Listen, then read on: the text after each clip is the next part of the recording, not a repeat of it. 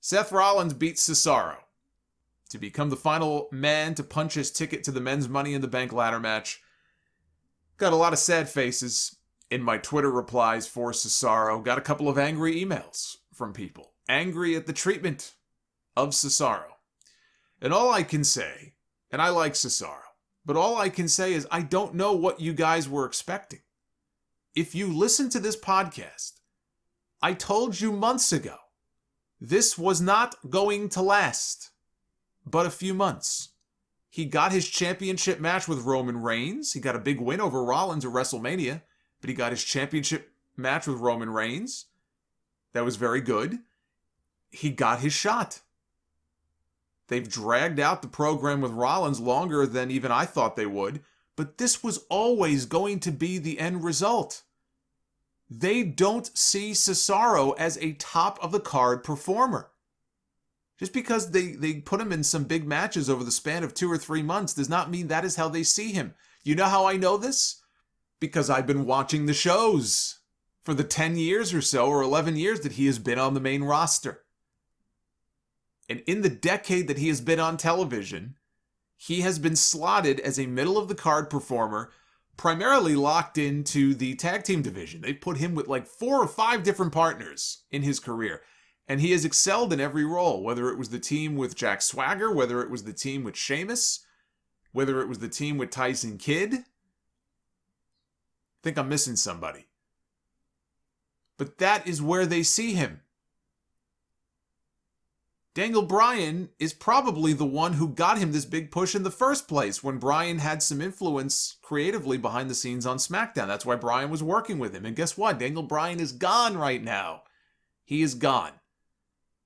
This was always going to be temporary. And now he will settle back to where he was before. He's as a good utility man on the roster. And that is a spot that apparently he is content to be in. Frankly, the story works better with Seth Rollins going to Money in the Bank anyway. If it were up to me, I would have had Rollins win too. That does not mean Cesaro is buried. He got busted open during the match. He fought valiantly. But he was never going to go beyond the point that he has already gone to. He's already been to the promised land. That's as good as it gets for him.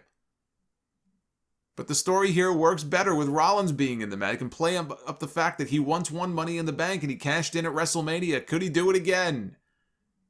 Rollins in Money in the Bank makes the match better. I have to give them credit.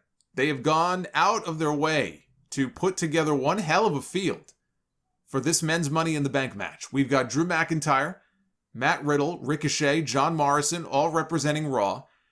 And we've got Seth Rollins, Big E, Shinsuke Nakamura, and Kevin Owens representing SmackDown. Very babyface heavy this year. Hopefully they won't waste the briefcase like they did last year on Otis. Although if it was the Otis of today, that would have been a hell of a Money in the Bank pick. I love what they're doing with Otis right now. This guy's all business. But the big story on this show had to do with the Samoan family being reunited. Jimmy Uso was on the show this week.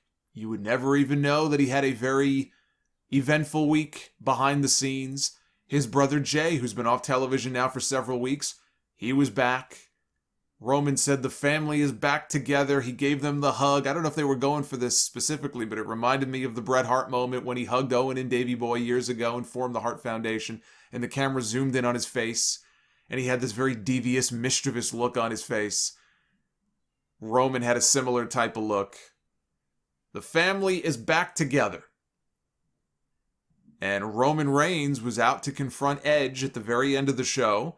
The Usos, fearing that it was a trap, they came out to aid Roman, even though Roman told them, stay in the back, I don't want your help. We had the return of Rey and Dominic Mysterio. They came back with chairs in hand, attacking the Usos. Edge put the crossface with the metal bar from the chair, like what he did to Roman and what he did to Jimmy. He did the same thing to Jay. He did it again to Jimmy. All while Roman was watching from the stage. He watched on as his cousins were abused in the ring by Edge. And it looked like they might be setting up for a 6-man tag. It is now official. This Friday on SmackDown, it will be Roman Reigns and the Usos against Edge, Rey Mysterio, and Dominic. So business as usual with Jimmy. Did not even miss a single week of TV. I can only say this. I hope they are addressing things in private. Because it is not enough for me to go online and read these stories I see from Fightful or WrestleVotes and other places saying the WWE officials are privately very upset and very disappointed at the highest levels of WWE.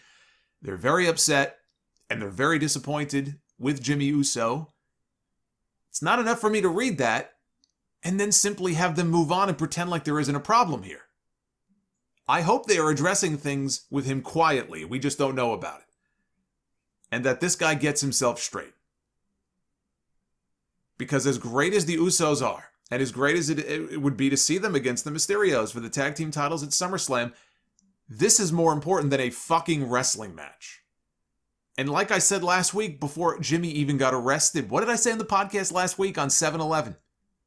I would prefer to see WWE give the match to Otis and Chad Gable instead and give them a run with the belts. The Usos, you know what? They don't even need it right now. So if they wanted to do Chad, Gable, and Otis against the Mysterios at SummerSlam, cool. I'm fine with that match. They don't need Jimmy Uso on TV right now. I know it's a pain in the ass. I know it throws a little bit of a monkey wrench in this whole storyline because you want to have both Usos and not just one, but they don't need him. They could write him off very easily this Friday. They could have them lose. Roman can blame him for the loss. I thought they were going to shoot an angle at the end of the show where Jimmy was going to get ambushed. I thought they were going to have Jay turn on Jimmy at the request of Roman, and that was how they were going to write him out of the storyline and off of television. I was surprised that they didn't do that. Maybe they'll do it on Friday. WWE has fired people or punished them for far less than what Jimmy Uso did. RVD got busted with weed, and he lost 2 championships in 2 days and got suspended. You're going to tell me that there's no preferential treatment going on here? Preferential is not the kind of treatment that Jimmy Uso needs.